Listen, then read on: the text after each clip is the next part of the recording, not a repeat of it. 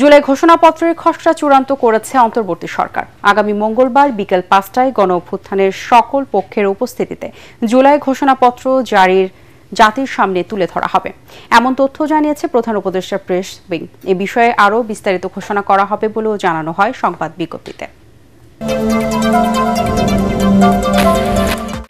এর আগে সকালে তথ্য উপদেষ্টা মাহফুজ আলম জানান, ৫ আগস্ট জুলাই ঘোষণাপত্র দেওয়া হবে। জুলাই পুনর্জাগরণ উপলক্ষে সকালে রাজধানীর ওসমানী স্মৃতি মিলনায়তন থেকে তথ্য ও সম্প্রচার মন্ত্রণালয় আয়োজিত র্যালি শেষে এ তথ্য জানান উপদেষ্টা।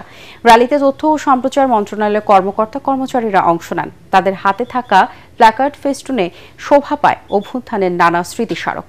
ওসমানী স্মৃতি মিলনায়তন থেকে শুরু হয়ে র্যালিটি কেন্দ্রীয় শহীদ মিনারে গিয়ে শেষ হয়। সেখানে উপদেষ্টা মাহফুজ আলম জানান, ঐকমত্য কমিশনে যেসব বিষয়ে রাজনৈতিক দলগুলোর ঐকমত হয়েছে সেগুলো নিয়েই জুলাই সনদ হবে। তবে জুলাই ঘোষণাপত্রে সব রাজনৈতিক দলের একমত হওয়া জরুরি কিনা এমন তথ্য নিশ্চিত করেননি তিনি।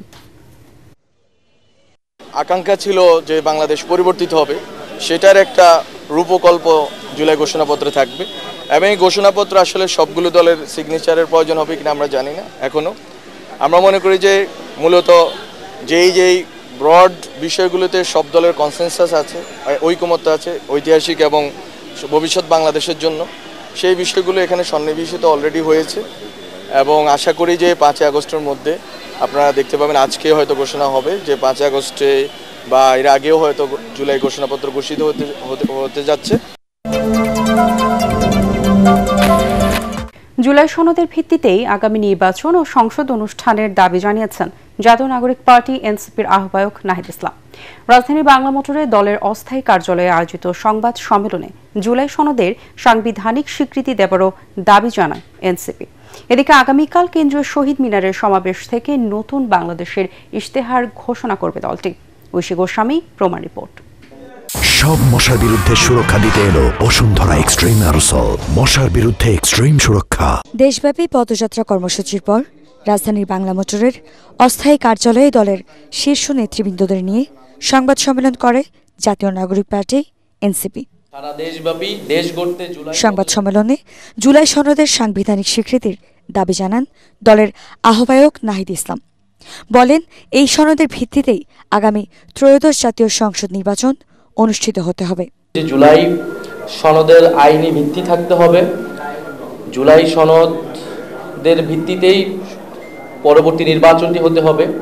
আমরা নির্বাচিত সংসদের হাতে এই সংস্কার কার্যক্রম ছেড়ে দেব না, বরং জুলাই সনদের ভিত্তিতেই আগামীর সংসদ গঠিত হবে বা গণপরিষদ গঠিত হবে। ফলে এবং এই অন্তর্বর্তী সরকারের সময় থেকেই জুলাই সনদটি কার্যকর করতে হবে। এ সময় গত ১ বছরে অন্তর্বর্তী সরকার জুলাই আন্দোলনের গণ আকাঙ্ক্ষা বাস্তবায়ন করতে পারেনি বলে অভিযোগ করেন নাহিদ ইসলাম। জুলাই সনদের ঘোষণাপত্রের মাধ্যমে এ আকাঙ্ক্ষা কিছুটা হলেও পূরণ হবে বলে মনে করেন তিনি। যে মানুষের কাছে যে আমরা যাচ্ছি, মানুষের কথা শুনছি, এর ভিত্তিতে আমরা আমাদের ভবিষ্যৎ কর্মসূচি, আমাদের ভবিষ্যৎ বাংলাদেশের উপকল্প আমরা তৈরি করব। এক দফা ঘোষণার বর্ষপূর্তি উপলক্ষে রবিবার কেন্দ্রীয় শহীদ মিনারে আয়োজিত জনসভা থেকে নতুন বাংলাদেশ বিনির্মাণের ইশতেহার ঘোষণা করবে এনসিপি।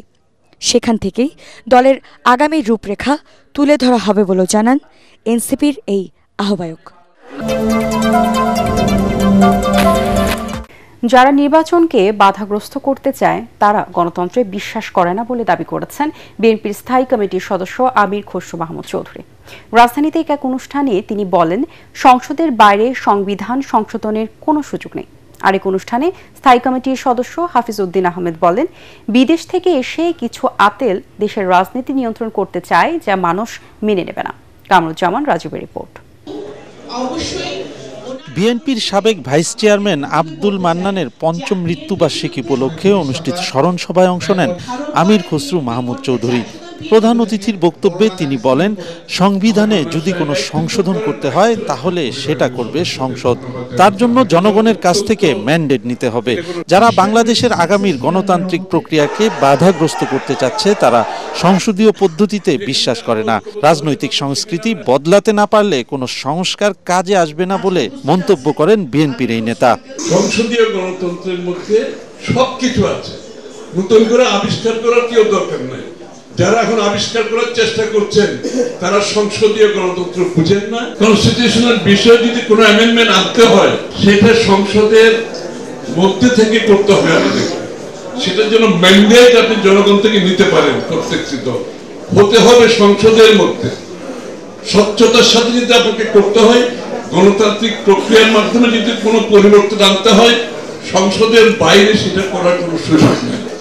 যারা এই কথাগুলো বলে আজকে বাংলাদেশের আগামী দিনের গণতান্ত্রিক প্রক্রিয়াকে বাধাগ্রস্ত করতে চাচ্ছে, নির্বাচনকে বাধাগ্রস্ত করতে চাচ্ছে, তারা গণতন্ত্রে বিশ্বাস করে না। অন্যদিকে রাজধানীর ইঞ্জিনিয়ার্স ইনস্টিটিউশন মিলনায়তনে জুলাই গণ অভ্যুত্থানের বর্ষপূর্তি উপলক্ষে শহীদ পরিবারের সম্মাননা অনুষ্ঠানে হাফিজউদ্দিন আহমদ বলেন, বিশ্বে অনির্বাচিত কোনো সরকারের সংবিধান সংশোধনের নজির নেই। জুলাই আগস্টের সংগ্রাম, এটা কি পিআরএ ভোট হবে, না সংখ্যানুপাতি হবে, না আসন অনুপাতি হবে, এগুলোর জন্য তো কেউ জীবন দেয় নাই। তারা চেয়েছে গণতন্ত্র প্রতিষ্ঠা। গণতন্ত্র প্রতিষ্ঠা করার একটাই উপায় আছে, নির্বাচন দেওয়া।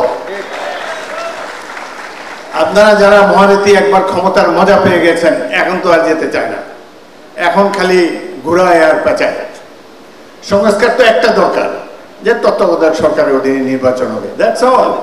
এতে স্থায়ী কমিটির আরেক সদস্য এজেডএম জাহিদ হোসেন বলেন, নির্বাচিত সরকার না আসলে দেশে স্থিতিশীলতা ফিরবে না। দেশবাসীর আশা, সরকার প্রতিশ্রুত সময়ে নির্বাচন দেবে। জনগণের বিপক্ষে যে নির্বাচনকে সুদূর পরাহত করার যারা দুঃস্বপ্ন দেখছেন, তাদের দুঃস্বপ্নই থাকবে। জনগণের জয় অনিবার্য। ষড়যন্ত্রকারী যে বাহিনীরই হোক না কেন ছাড় দেওয়া হবে না বলে হুঁশিয়ারি দিয়েছেন স্বরাষ্ট্র উপদেষ্টা জাহাঙ্গীর আলম চৌধুরী। তিনি জানান, নাশকতার অপচেষ্টা শক্ত হাতে দমন করা হবে। রায়ের বাজার গণকবরে দাফন করা 114 জুলাই শহীদের পরিচয় শনাক্তে তাদের লাশ কবর থেকে তোলা হবে বলেও জানান স্বরাষ্ট্র উপদেষ্টা। মুনির হোসেন, তপু রিপোর্ট। থানার সার্বিক কার্যক্রম পরিদর্শনে পূর্ব নির্ধারিত কর্মসূচির অংশ হিসেবে শনিবার সকালে রাজধানীর মোহাম্মদপুর থানায় আসেন স্বরাষ্ট্র উপদেষ্টা জাহাঙ্গীর আলম চৌধুরী। এ সময় 5 আগস্ট কেন্দ্র করে দেশে নাশকতার আশঙ্কার বিষয়ে সাংবাদিকদের প্রশ্নের জবাবে তিনি বলেন, কার্যক্রম নিষিদ্ধ আওয়ামী লীগের সাথে বাহিনীর কেউ জড়িত থাকলে ব্যবস্থা নেওয়া হবে। ষড়যন্ত্রকারীদের পরিকল্পনার বিষয়ে তদন্ত শেষেই জানা যাবে বলে জানান তিনি। আল্লাহ দিলে কোনো ধরনের কোনো শঙ্কা নাই, কোনো ধরনের শঙ্কা নাই। আপনারা যেইভাবে সাহায্য এবং সহযোগিতা করে যাচ্ছেন, কোনো ধরনের কোনো শঙ্কা হবে না। যে বাহিনী যে জড়িত থাকবে কাউকেই ছাড় দেওয়া হবে না, সবারই আইনের আওতায় নিয়ে আসা হবে। আর যেহেতু আপনারা বললেন যে তাদের কার্যক্রম নিষিদ্ধ করা হয়েছে, এবং তারাও যদি কোনো রকমের অপকর্ম করতে চায়, কোনো রকমের ছাড় পাবে না। তাদের পরিকল্পনা কি ছিল, তাদের যে একটা মিটিং করলো বা এই পরিকল্পনা কি ছিল, এটা তো ইনভেস্টিগেশনের পরে যেন জানা যাবে। পরে রায়ের বাজারে জুলাই শহীদদের গণকবরে গিয়ে তাদের জন্য দোয়া করেন স্বরাষ্ট্র উপদেষ্টা। এ সময় আশপাশের উন্নয়ন কাজে নিম্নমানের নির্মাণ সামগ্রী ব্যবহার করায় ঠিকাদারকে জেরা করেন তিনি। তুমি কিসের দায়িত্বে আছো? মানে এটার মধ্যে সার্বিক দায়িত্ব আছে। সার্বিক দায়িত্ব কি? তুমি সাব এক্সটেন্ডেন্ট? না না না স্যার, আমার ছেলে ঠিকাদারের লোক, এগুলো সবই করো, চেঞ্জ করো স্যার। যেটা বলছেন ওখানে আইসা দেখেন। পরিবারের অনুমতি নিয়ে গণকবরে দাফন করা 114 শহীদের ডিএনএ সংগ্রহ করা হবে বলেও জানান উপদেষ্টা। তাদের আত্মীয় স্বজন অনেকেই মানে কবর উঠানো হোক রাজি হয় নাই, এখন মোটামুটি তারা সবাই রাজি হয়েছে। যদি তারা সবাই রাজি হয়ে যায়, আমরা তাদের মানে তাদের ডেড বডি আমরা শনাক্ত করব, এবং যদি কেউ ডিএনএর মাধ্যমে, আর যদি কেউ এখান থেকে তাদের গ্রামের বাড়িতে নিয়ে যেতে চায়, ওটাও আমরা তাদের অ্যালাউ করব, যদি তার কোথাও যদি নিতে চায়। পোস্টমর্টম না হওয়ার কারণে মামলা তো আমাদের তো অনেক শহীদ হয়েছে, অনেকগুলি মামলা কিন্তু বিচারাধীন শুরু হয়ে গেছে, অন্যান্যগুলো হয়তো এটাও কিন্তু প্রসেস শুরু হয়ে গেছে, আর এগুলো আস্তে আস্তে হয়ে যাবে, যত তাড়াতাড়ি যেন বিচারের আওতায় নিয়ে আসা যায়। গণকবর সৃষ্টির নেপথ্যে থাকা সবাইকে আইনের আওতায় আনার হুঁশিয়ারিও দেন অবসরপ্রাপ্ত এই সেনা কর্মকর্তা। ত্রয়োদশ জাতীয় সংসদ নির্বাচনে বিএনপি চেয়ারপারসন বেগম খালেদা জিয়ার অংশ নেওয়া এখনও অনিশ্চিত। আইনি কোনো বাধা না থাকলেও মূলত অসুস্থতার কারণেই বেগম জিয়া প্রার্থী নাও হতে পারেন। ব্যক্তিগত চিকিৎসক ও দলের নীতি নির্ধারকদের সাথে কথা বলে জানা গেছে, নির্বাচনে প্রার্থী হওয়ার বিষয়ে এখনো কোনো সিদ্ধান্ত নেননি খালেদা জিয়া। তবে দেশের নেতাকর্মীদের প্রত্যাশা, বেগম জিয়ার নেতৃত্বেই জাতীয় নির্বাচনের চ্যালেঞ্জ মোকাবেলা করে দেশ পরিচালনার দায়িত্ব পাবে বিএনপি। মইনুল হাসানের বিশেষ রিপোর্ট। আনুষ্ঠানিকভাবে রাজনীতিতে আসার পর কোনো নির্বাচনে পরাজিত হননি তিনি। 1991 থেকে 2008 প্রতিটি জাতীয় নির্বাচনে একাধিক আসনে প্রতিদ্বন্দ্বিতা করেছেন BNP chairperson Begum Khaleda Zia. Digital মানে আপনাদেরকে অভুক্ত রাখা। তার আকাশচুম্বী জনপ্রিয়তার কাছে প্রতিদ্বন্দ্বী প্রার্থীকে বেশিরভাগ ক্ষেত্রেই বরণ করতে হয়েছে শোচনীয় পরাজয়। বিএনপির অভিযোগ, রাজনৈতিক প্রতিহিংসার কারণে দুর্নীতির মামলায় সাজা দিয়ে বেগম জিয়াকে রাজনীতি ও নির্বাচন থেকে দূরে সরিয়ে দেয় আওয়ামী লীগ। গণ অভ্যুত্থানে শেখ হাসিনার পতনের পর তার বিরুদ্ধে থাকা সব মামলায় খালাস পান বেগম জিয়া। তাই বিএনপি নেতাকর্মীদের প্রত্যাশা, ত্রয়োদশ জাতীয় নির্বাচনে প্রার্থী হবেন দলীয় প্রধান। আমরা কোনো সিদ্ধান্ত নেইনি এই ব্যাপারে।